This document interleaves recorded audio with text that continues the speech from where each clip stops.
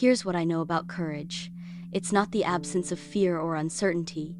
It's feeling the fear, the vulnerability, the complete unknown, and choosing connection anyway. Today I want to talk about a woman from around 1280 BCE whose story teaches us everything we need to know about wholehearted living. Her name was Ruth, and her choice to show up authentically in the midst of devastating loss changed not just her life, but the entire trajectory of human history. Ruth's story begins with what researchers call ambiguous loss, the kind of grief that leaves you feeling completely untethered from everything you thought you knew about life. Picture this: Ruth, a young Moabite woman married to an Israelite man who died. Her mother-in-law Naomi also lost her husband and both her sons. 3 women, widowed, in a culture where women without male protection faced poverty and vulnerability. When we experience this kind of loss, our nervous system goes into survival mode. We either shut down, run away, or desperately try to control what we can't control. Naomi told both her daughters-in-law to go back to their families, to start over, to choose safety over uncertainty. Orpah made what anyone would call a reasonable choice. She left. But Ruth? Ruth made a choice that defies every self-preservation instinct we have. Listen to what Ruth said. "Do not urge me to leave you or to turn back from following you. For wherever you go, I will go, and wherever you lodge, I will lodge. Your people will be my people, and your God my God. Where you die, I will die, and there I will be buried. May the Lord do so to me, and more also, if anything but death separates you and me." Ruth 1:16-17. This isn't just loyalty. This is what I call the courage to choose belonging over comfort. Ruth could have played it safe. She could have gone back to what she knew, to her own people, her own gods, her own familiar ways of being. Instead, she chose the unknown. She chose to stay with a bitter, broken woman who had nothing left to offer her except shared grief. She chose vulnerability over certainty, connection over comfort. That's courage, y'all. So, Ruth and Naomi arrive in Bethlehem during harvest time. They're poor, they're vulnerable, and they need to survive. Here's where Ruth shows us what resilience really looks like. She doesn't wait for someone to rescue her. She doesn't shame spiral about her circumstances.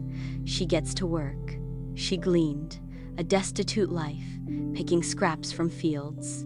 By what seemed like chance but was actually divine orchestration, Ruth ended up in the field of Boaz, a wealthy relative of Naomi's deceased husband. Boaz noticed her, not just her beauty but her character. He'd heard about her loyalty to Naomi, her willingness to sacrifice everything for someone else's well-being. When Boaz showed Ruth kindness, protection, extra grain, inclusion at mealtime, she was overwhelmed. "Why have I found such favor in your eyes that you should notice me, a foreigner?" she asked in Ruth 2:10. Here's what I love about her response. She didn't pretend she deserved it. She didn't minimize it. She received it with genuine curiosity and humility. Boaz's answer gives me chills every time. "I have been told all about what you have done for your mother-in-law since the death of your husband, and how you left your father and mother and your native land to come to a people that you did not know before. May the Lord repay your work, and may you receive a full reward from the Lord, the God of Israel, under whose wings you have come for refuge." Ruth 2:11-1-2. This is what happens when we show up authentically, when we choose connection over protection. Our courage creates ripple effects we can't even imagine. Ruth's loyalty didn't go unnoticed. Her willingness to be vulnerable, to risk everything for relationship, created space for others to show up for her. But here's where the story gets really interesting from a belonging perspective.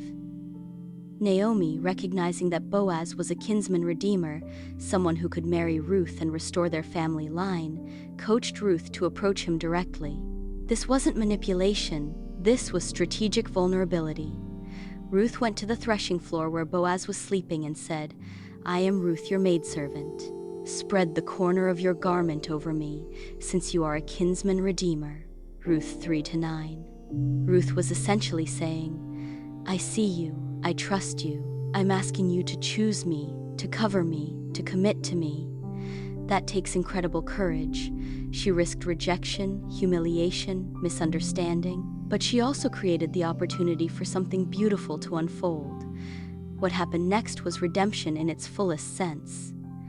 Boaz married Ruth. They had a son named Obed, who became the grandfather of King David, putting Ruth directly in the lineage of Jesus Christ.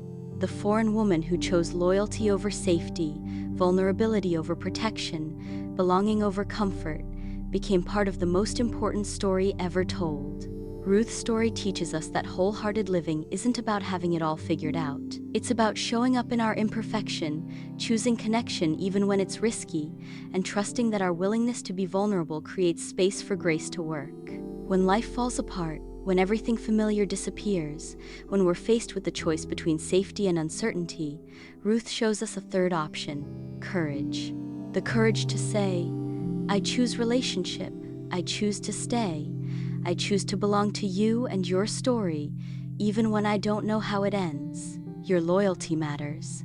Your willingness to show up matters. Your choice to stay connected in the midst of loss and uncertainty doesn't just change your story, it changes the stories of everyone around you. That's the power of choosing belonging over comfort. That's the courage to live wholeheartedly.